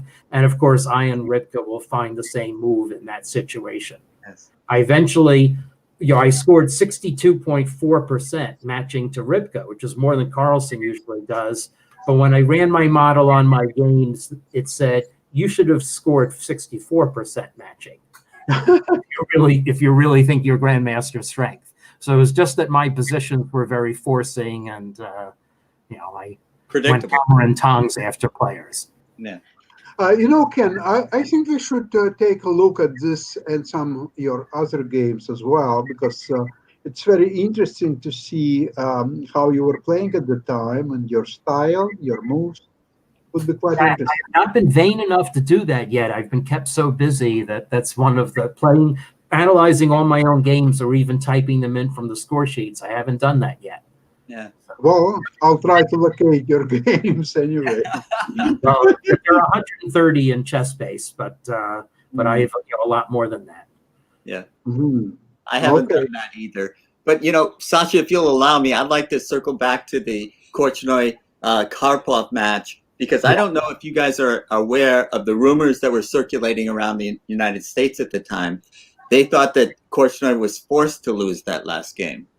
Have you ever heard that kind of rumor? I've heard, but well, I think Mihail Tal mentioned something about that if Korchnoi would win the match, his life would be in danger. Tal probably wouldn't return to Soviet Union either, and there are a lot of things could have happened quite, let's put it this way, undesirable. Okay, Michael, what do you think? No, look, I don't think they could force Korchnoi, because, okay, let's say he had his wife and son in the Soviet Union. But okay, when he left Soviet Union, when he defected, he knew what he's exposing them to. And anyway, he had another wife. He didn't really have an interest to take the first wife out of the Soviet Union. That would be only trouble for him, no?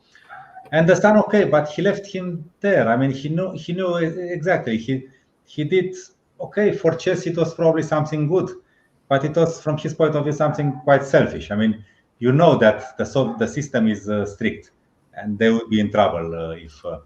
So I don't think that he would really care about what would happen to them in that moment. I mean, I would tell you the exact details, but Professor Regan, did you hear anything like the rumors that I was just referring to? I mean, just because one hears buzz, but the rumors are much less than simply the fact that he played the Pirts as black. No, but but just a moment. Korchnoi played the Pirts a few times in his life. Different system. But he played 5 times the Pirts, I believe. He beat Fischer. He beat Savon. Okay, he beat Fischer. Savon. He made a draw with Karpov in the 73 interzonal, and he made a draw earlier in the same match with Karpov. So it was. Karpov didn't play d5 though in previous game. Yes, no, he did. But it was another system. He played Bishop G4 and Knight C6. That's right. Yes, but what I was saying, he was coming short of openings, Korchnoi, because he had his original style, and he didn't have the same team as Karpov. So he had to change permanently. He tried the Caro-Kann, but he got an awful position. He saved even French. He only played French twice. In 74, he played the French 6 times against Karpov. He had no problems. It was draws like this. No, Karpov couldn't touch him. But for Baguio, Karpov asked Ullmann for help, because Ullmann was a French specialist. Yes, he's a very this Korchnoi learned much later. But yeah, he tried to French, and he had problems. It was not the same feeling as in 74. And the open Spanish, okay, this was his main opening, but he couldn't play it constantly. Also Geller was a great specialist for white. Yes. But you know what? The most interesting story was that it was the match was in 78, and next year in 79 there was a Russian or Soviet championship, and Geller was playing white against Karpov, and Karpov played the French, and Geller just took him apart and sacrificed the queen. Sacrificed the queen. Yes. I think you said, Tolia, okay, you learn something about French, but not everything. Yes. Well, I think that I'll tell you what the rumor was, because we had a lot of players from the Philippines around us, and I don't know the exact source of this rumor, but the rumor was specifically that Korchnoi's son was jailed before the last game, and he was told before the game that his son was in jail. So there was a very clear message, according to the rumors. But Petra didn't mention that to me. Petra told me 2 things. One of them that Raymond Keane suggested this opening, which was not inspired. And the second one that he heard Korchnoi learned about it much. No, she actually had it, but it's better that Victor lost that game, because many years later Tal told him that if he had won the last game, they would have killed him. But of course, this I cannot be sure about. There is a version by who was the guy who was the director, Rochal, Alexander Rochal, who was in Baguio. Well. Yes, and he said that he can imagine the conversation like this: Victor Livovich going to Tal, after we have been drinking so much together, how could you be the second of that guy against me?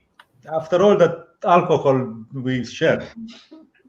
And Tal, with his sense of humor, said, "Oh, Victor Livovich, but we were working for you, because if you had won, they would have killed you."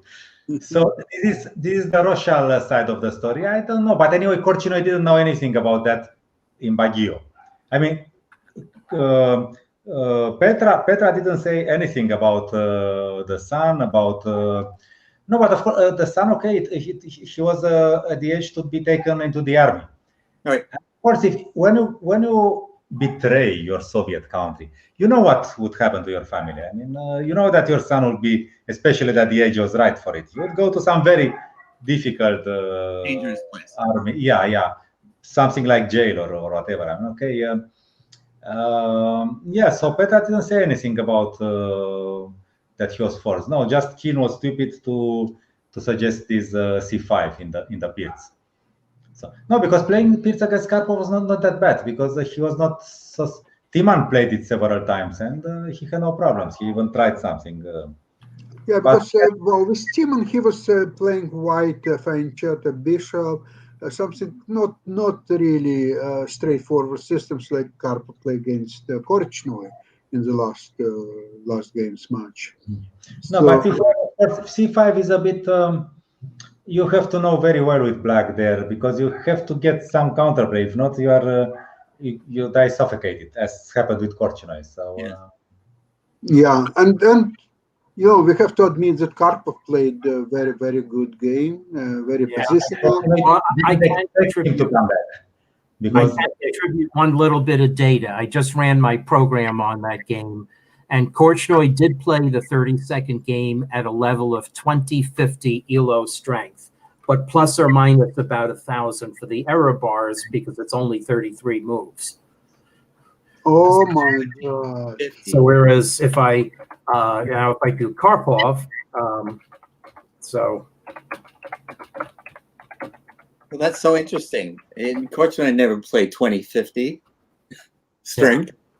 Yeah, but all this analysis. What do you prove with his last game against Korchnoi in their match? You hear my keyboard rattling, and my program has said that Karpov played at a level of 2720 plus or minus about 350. I mean, so Karpov played his usual strength in that game. Korchnoi did not. But I believe for Korchnoi it was also a big effort to win these 3 games. Yes. And he probably thought that Karpov is down, and Karpov was down in these games. He could. He also lost a game with White in the Open Spanish, and some long ending, whatever. And Korchnoi had the experience from the first match that Karpov was somehow finished. Yes. But it had a limit, and Korchnoi was not in time to equalize. He missed just one more win. If it would be without limit, Korchnoi would still have some chances in their first match, because he was just getting stronger and stronger with each game. Yes. I believe so. But he treated the first part of the match very. He played the dragon. He didn't understand Karpov so well. He underestimated him. And Karpov played brilliant game. It just happened that the only times that he tried dragon, and all of a sudden Karpov playing an incredibly strong game. I think Ken, I would be surprised if Karpov played that game on the level of 3,000 with Korchnoi. When Korchnoi played dragon, I think it was a second game of their first match. Yes. Yeah, I don't know. would take me a little while to do it up. No, that's okay. I can tell you, but there are numbers. I have a paper on my website, which I call the Intrinsic Ratings Compendium. And for the 1978 match, Karpov played at a level of 26-22, Korchnoi 26-97, very close, only 25 points different. But in the 1981 match, Karpov played at a level of 28-52. So you can say whatever you want about Korchnoi's frame of mind. Karpov was in steamroller form for that match. No, Yes. I think in 81, absolutely no comparison. Karpov was just 5 times as strong as Korchnoi. We all know that. Korchnoi had only some chances in their first 2 matches, not in the third one. Yes. That's for sure. I Korchnoi was 50. Korchnoi was 50 in Merano. Don't forget that. Yeah, that's right. And also Korchnoi, I read his memories about this match, and he said that Karpov's delegation came with, I don't remember, it was like 70 trucks of equipment and whatever it was there, and it all was transported to a secret villa, and nobody even today knows what they brought to this match and so on. So Korchnoi was completely demoralized. Also, his team of English grandmasters was not nearly as good as won the first Bagia match. So there are several things, but I think Karpov just was already much stronger anyway. Well, Karpov's tournament performance during that phase was unbelievable. He won tournament after tournament after tournament. Absolutely. And he could even, when he was in 79 after the Montreal Tournament of Stars, he went to Toronto and he was playing simultaneous chess exhibition. And believe it or not, he drew his game with me. So he was in very good form. Yes.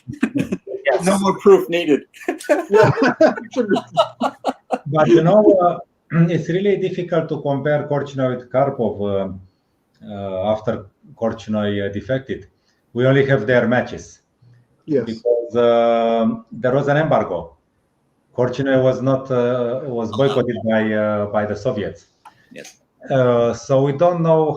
Okay, Korchnoi was not invited in Montreal, for instance, and exactly. So if you remember, they shared this Tau first place, and if Korchnoi would play in Montreal, it's very unclear who would be first. Yes, and during communist time, from the moment Korchnoi defected, there is no tournament. I believe there is no single tournament where they played together. Maybe maybe during Gorbachev. No. During Gorbachev's time, they played in super tournaments already. It was the GMA, but it was not until 85, I believe, or something like this. So, okay, Korchnoi was still very strong, but okay, not a very realistic challenger. So, but in his best years, yes, it would have been more interesting to okay, the same with Capablanca and Alechin. Yes. Alechin, he didn't boycott Capablanca. He said, if you invite the Cuban guy, you pay me twice as much as I ask you now. So, so it's not easy to come because a match is a match. A match is a match. It has something very manly, very exciting in it. But it's a match. It's different stress, different. You can prove your character, but tournament is different, of course. A tournament, it's a one. But Michael, do you remember it was in a book by Genna Sestonka? There is one essay by the name "I Knew Capablanca." Yes, I read it. Yes. Yeah, he knew his wife, and they met. Capablanca's wife said that. Capablanca's wife, yes, and she told him a story in New York in 84 or 85, whenever they met. So it was a tournament in Nottingham in 1936, I believe, and Capablanca and Alochen were both playing in the tournament. So once she was in a garden, she was talking to Grandmaster Stalberg from Sweden. So they had a talk. All the way, Alochen comes and say, Stalberg, please get off here. I have to talk privately to Mrs. Capablanca. Okay, so Stauber disappeared, and he said that I'm very, very upset because everybody knows that Capablanca and I, no, he said, I and Capablanca are two of the best players in the world. And so at least we have to say hello to each other because Capablanca refused to say hello to Alokin. So she replied, yes, everybody knows that Capablanca and you are two of the strongest players in the world. So Logan was visibly upset and said that, well, I lost much to Ava because I didn't feel well, but I will get style back. And she replied that Capablanca also lost to you because he didn't feel well. And for all these years, you refused to allow him to play a revanche against you. How dare you are? And they were both furious and they were almost fighting with each other. And then she came back to Capablanca and she told all the story. Oh, Capablanca was astonished and he asked her to repeat it like 3 or 4 times because he wanted to know every detail. But she was not completely right, because after Capablanca defeated Lasker, there was the London protocol. There was a tournament in London. After the tournament, he invited her, and I said, okay, look, my dear fellows, I would play with any of you if you just put up a prize fund of $10,000, golden dollars, I believe, which was, I think it would be not less than $1 million nowadays. Oh, yeah. And okay, Alekhine worked very hard to get that money from sponsor. And then he beat Capablanca. And Capablanca wanted a return match. And Alekhine said $10,000 golden dollars. And Capablanca didn't have it. So, I mean, okay. But Lasker did the same thing, right? Lasker, it was to play him, you had to pay, right? Yeah, okay. But yeah, no, Lasker was also a great player, but probably yeah, okay. That time, the world title was some sort of private thing. That's right. So it's not easy to judge. Personally, I don't like what Lasker did as a person, but as a player, I admire him. Yes. Very much. Mihail, but you remember, the funny thing is that, as you know, Alokin found the $10,000 in Argentina. Yes. And Argentina provided this money not because they loved Alokin. They wanted to see triumph of Capablanca on their own soul in Buenos Aires. Yes. That's why they paid this money. That's very interesting. Yeah. Very interesting. I did not know that. Absolutely. Well, why would they care about Alokin that much? I mean, Yeah.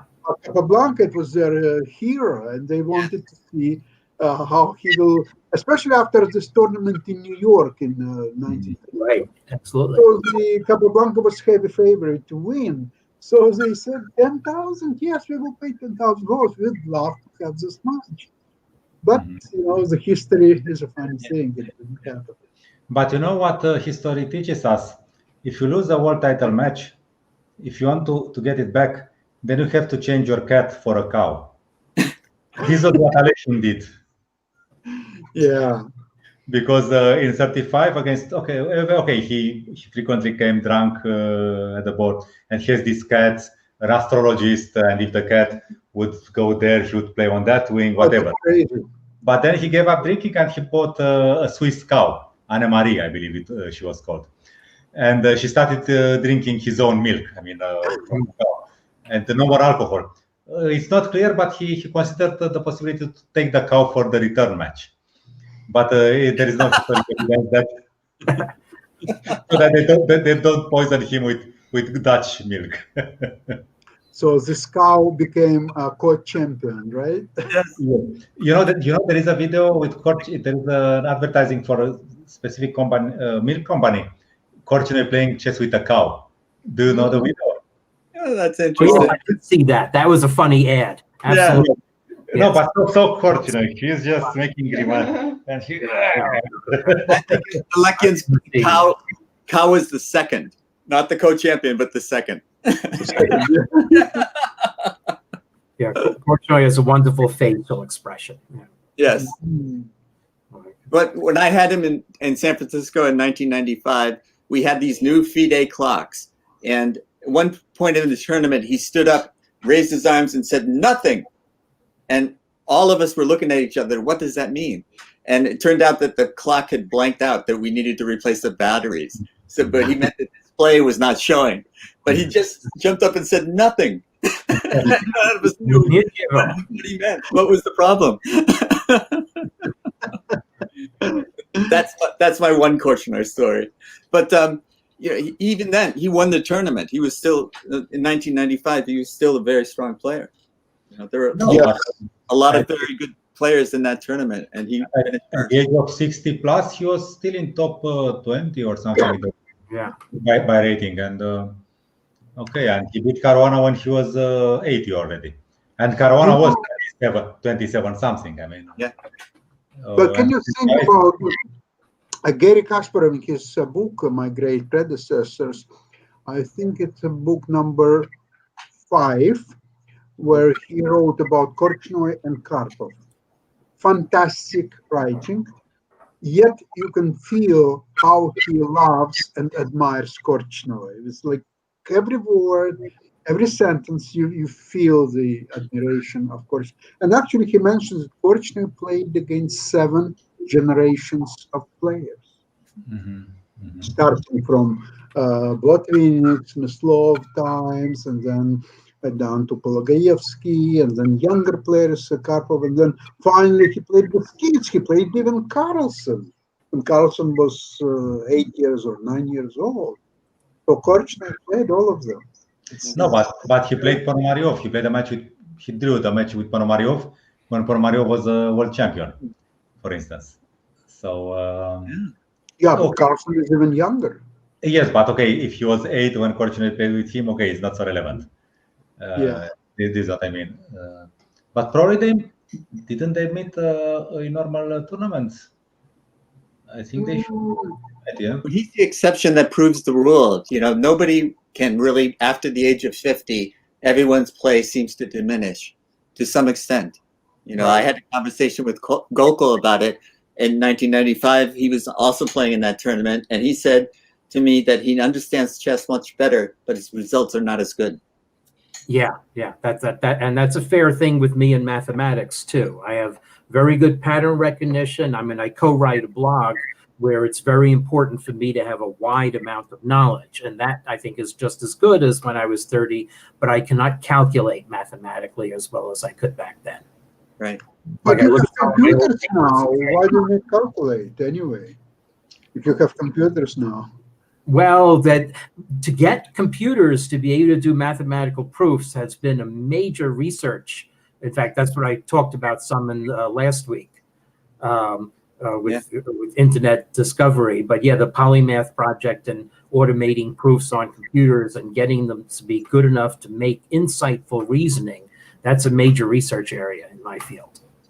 Well, Professor Regan, do you think Einstein was doing calculations in his head, or was he doing visualization? Visualization, absolutely. That's why he had so much trouble with the equations of general relativity. He needed to lean on a lot of people to get the right form, and the right form owed as much to art. He found the simplest artful way to express the shape of his equations. What could be more beautiful than E equals MC squared? Well, and the whole the G tensor equation. That's the really beautiful one. Okay. Well, I'll have to look that up. Einstein actually was modest enough to ascribe E equals MC squared halfway to Maxwell.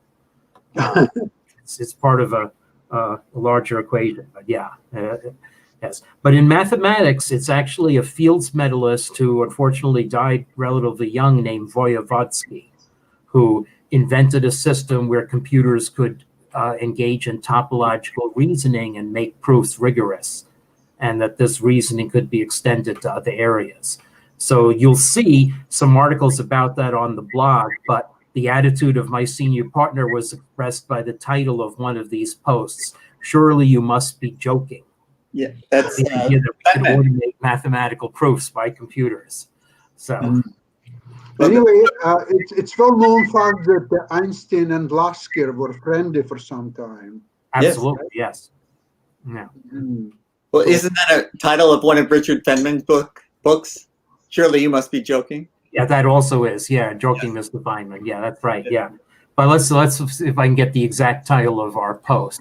But I'm running out of space to write on. I have to turn the page. Yeah, surely you are joking. July 14, 2013, post on the Gödel's Lost Letter blog. So, but anyway, Lasker, I actually tried to apply Lasker's mathematical work in my research because he did a thesis on polynomial ideal theory, sort of co-advised by David Hilbert. And then he also influenced Emmy Noether to prove the Lasker-Noether theorem, which basically has implication in physics that equations are accompanied by conservation laws, so they express conservation laws. So his work has had wide reach in that vein. But I was trying to apply Lasker's work to prove P not equal NP. Didn't quite work. Are you familiar with his theory of games? What he was trying to write about? Yeah, he didn't. I don't know how quantitative he got with that. He was, of course, trying to develop further the thoughts of Edgar Allan Poe on how games influence human interaction. But otherwise, I'm not very well versed in it. I read it as a child in some of my chess books, but yeah, I think he was a little bit ahead of his time, probably. Yeah, speaking about games theory or so on. Edgar Allan Poe would be an interesting. I wonder why he chose that. That topic. Right, about the Turk, and then about the alternation of interaction in games. Yeah, that thinking and then thinking what your opponent is thinking and so forth. Yeah. Well, listen, I want to admit that I'm so sorry that I have to say goodbye to everybody. And the program, it's incredible. We're going on for over 2 hours. Well, right. You probably want to edit it down. Yeah. I just lost any sense of time to listen to such distinguished guests and look at the beautiful art of Maria. Yeah. I mean, we could have gone on and on. I just, you know what? I'm looking forward to next Saturday. What can I say? If you are all available, I'd love to have you all again. But next Saturday is not going to be so gentle as today. It will be very, very controversial and very, very aggressive program. I have to think about the proper title for this, but I have a couple of days to come up with it. Yeah. So thank you so much, everybody, for participating in this program. Looking forward to have you all next Saturday. Bye-bye to all. Okay. Bye-bye.